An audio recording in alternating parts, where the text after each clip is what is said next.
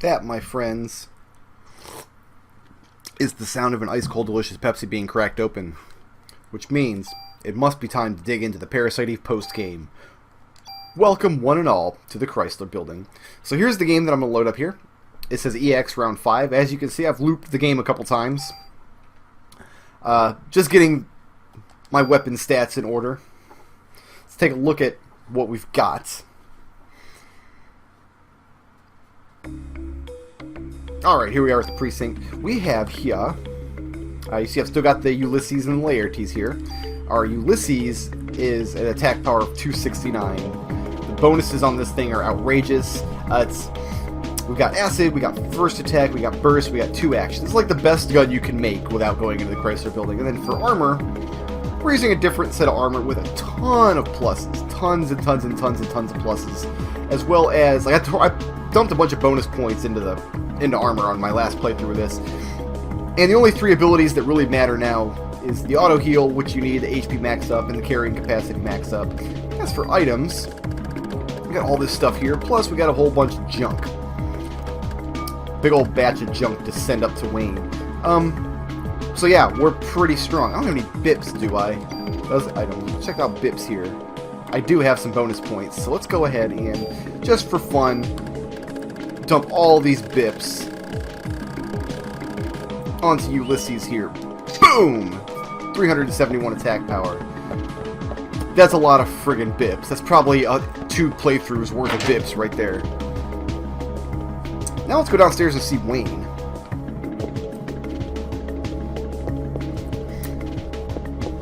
He's in the same spot where he always is.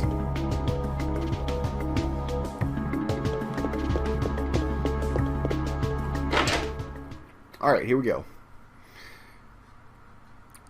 So I farmed up a bunch, this playthrough, I farmed up a bunch of junk in the precinct in Chapter 3. Time to discard all of this. This should be the last batch, if I counted correctly. Why am I acting like did I count it correctly? No, we made sure that it was the last batch. Because I actually tested that it was the last batch, then went back and loaded the save. You get it.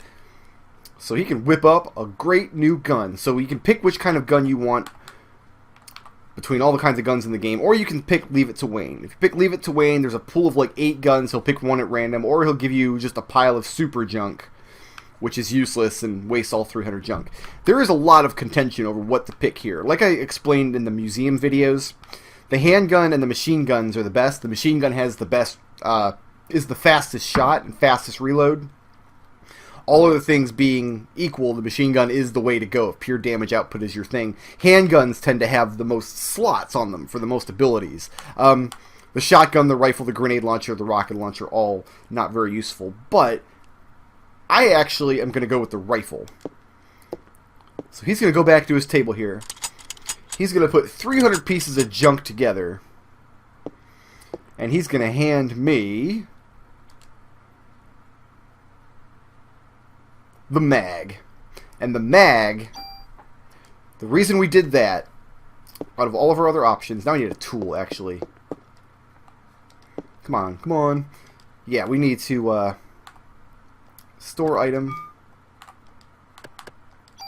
So we want it, like the stats on the mag aren't great, but it has a new ability that we can't get anywhere else in the game.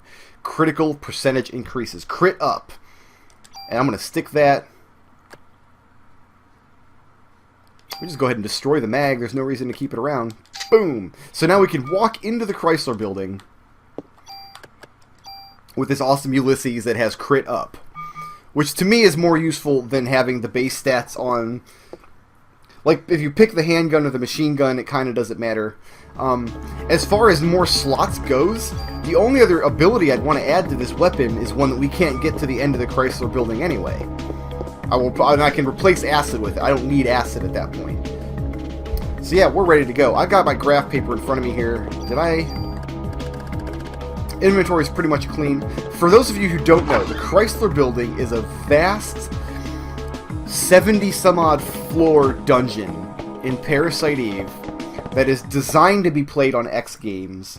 Your progress through the dungeon carries over on loop, so if you clear floors, of the Chrysler building, it actually remembers how far you got from playthrough to playthrough. But every time you go in, it's randomly generated. All the pathways and everything are randomly generated. So I've actually got graph paper in front of me so I can remember where I've been. We're going to do a lot of speed up. I don't want to bore everybody because it's a lot of tedious clearing for this. But I'm going to do the first 10 floors in real time. Get a couple of videos. First of all, I want to show you guys how freaking powerful Aya is after a couple of loops with hundreds and hundreds of BPs and whatever. So, okay, floor number 1. And I'm going to pause a lot because I'm actually drawing out the map as I go here. The strategy guide I bought actually had a pretty novel way of... That's a T-junction, right? Had a pretty novel way of letting you map it out. Like, there's a set number of hallway patterns that you could get as you go. And whoever wrote the strategy guide, dead and wah wah, knew what all the patterns were and figured out a good way. So you could basically figure out which of the patterns you had by the second or third screen in. So that's how I first navigated the Chrysler building back in the day. Now I'm going to be a little manlier about it. Actually map it out by hand. We're going to do the first 10 floors in real time. We're probably going to speed it up after that. There's always an elevator like this. The elevators don't work yet. Can't do anything with them. Every single floor has an entrance, an exit, an elevator. Lots of battles. These guys will probably drop a lot of junk too, actually. Look at that range. All the damage. We don't need this stuff. I'm actually going to not take those. And there's also a treasure room on every floor. And the treasure room is what we're really after. All of the best gear in the game is found in these treasure rooms. This way should be a dead end. Let's just make sure. So this entire Chrysler building thing is just a bonus on the end of the Parasite Eve Let's Play. If you were in it for the story or the basic gameplay, I understand you don't want to watch no Chrysler building, but at the same time I couldn't do Let's Play Parasite Eve without playing the Chrysler building.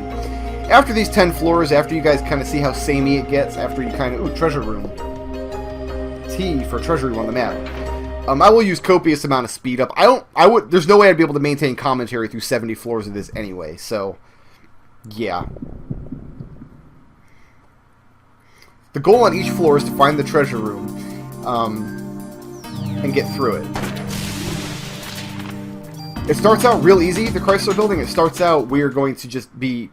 We're crazy powerful as it is, so... What do we get here? A PE +1. A Kevlar jacket with no bonuses. And a grenade launcher with no abilities. We're going to use this PE +1. Each group of 10 floors, every 10 floors is a boss, and each group of 10 floors has its own set of monsters. It's kind of like its own set-aside dungeon in a way. And each group of 10 floors has 10 possible treasure rooms. So if you clear the entire building and go into every single treasure room, you're guaranteed to find everything. T-junction left. So we got the treasure room on this floor, so now I just need the exit, really. And we'll be in good shape here. Is it a hallway or is this a dead end? Oh, it's a dead end. So yeah, Chrysler building starts out really easy, but after you get up to a floor like 30 or 40, it really starts to sizzle a little bit more.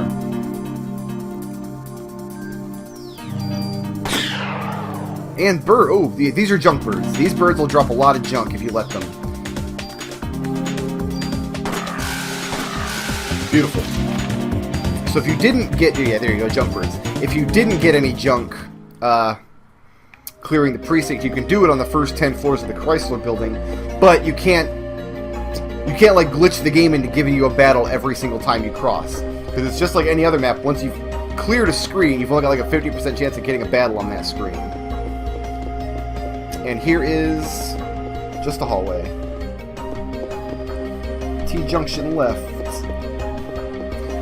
So this is going to take me many, many hours. You'll have to keep track on the menu. Keep an eye on that top right in the corner there, the timer as I go through this, and you'll see how long it takes to clear the Chrysler building.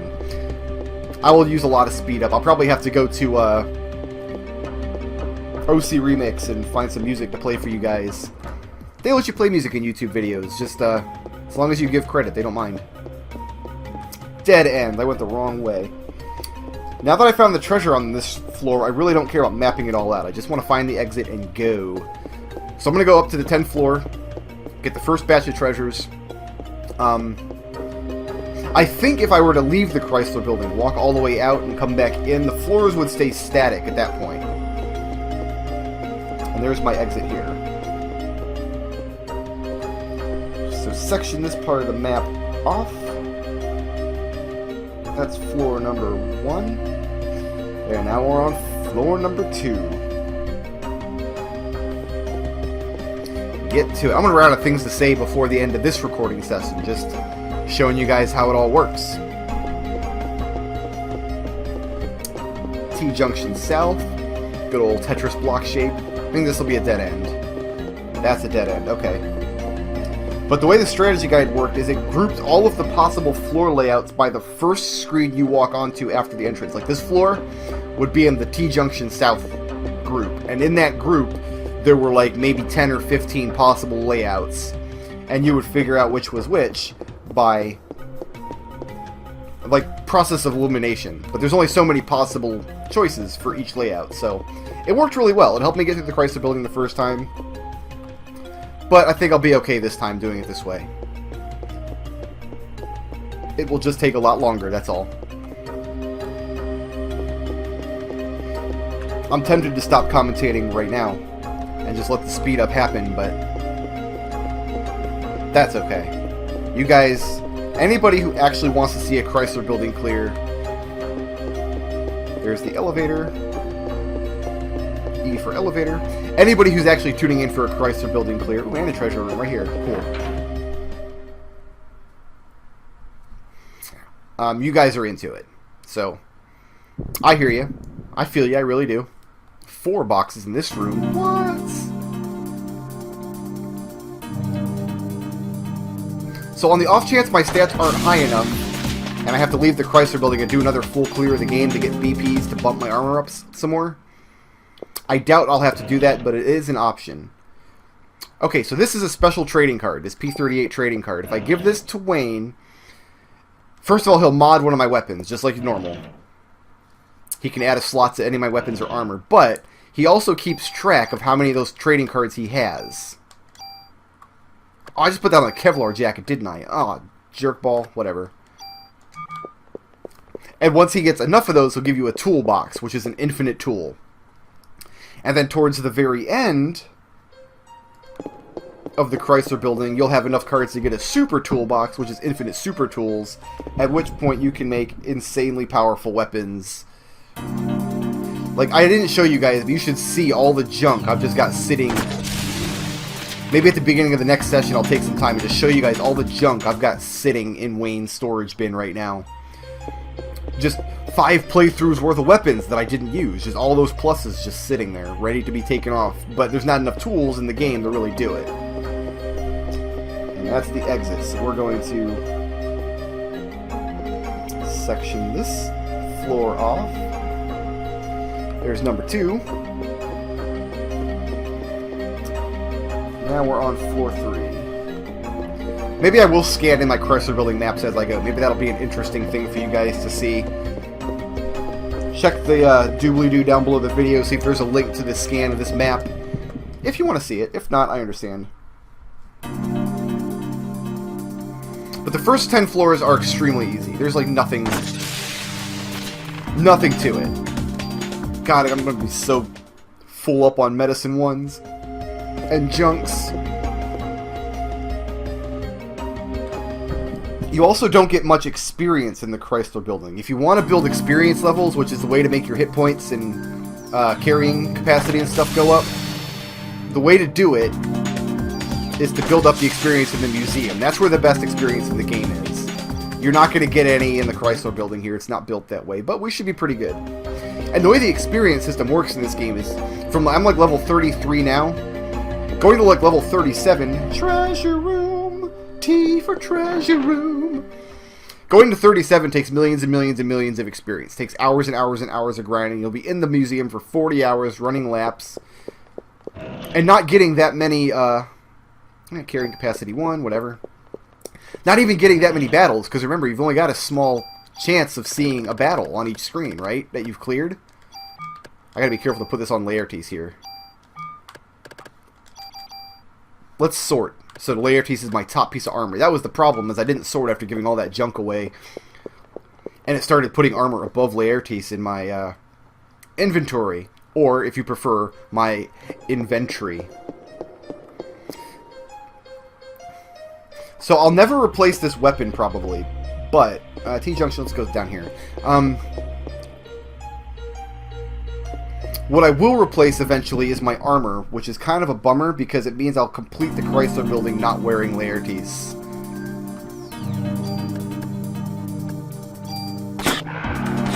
Ooh, I didn't see the junk bird back there because he was off screen. That wasn't very fair. 601 damage on the crit.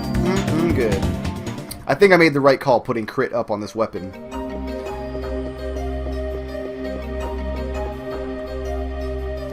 There are heated debates over which weapon you should have Wayne build you.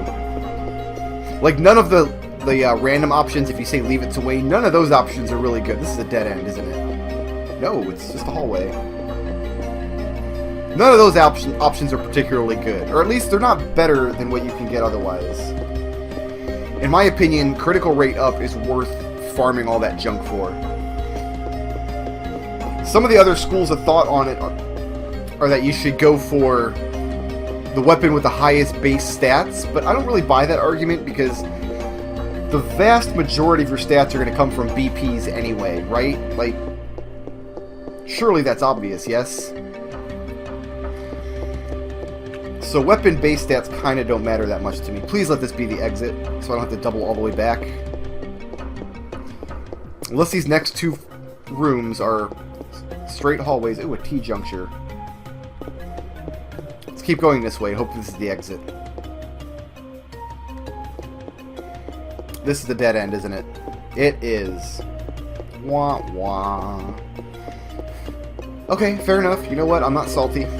I'll live.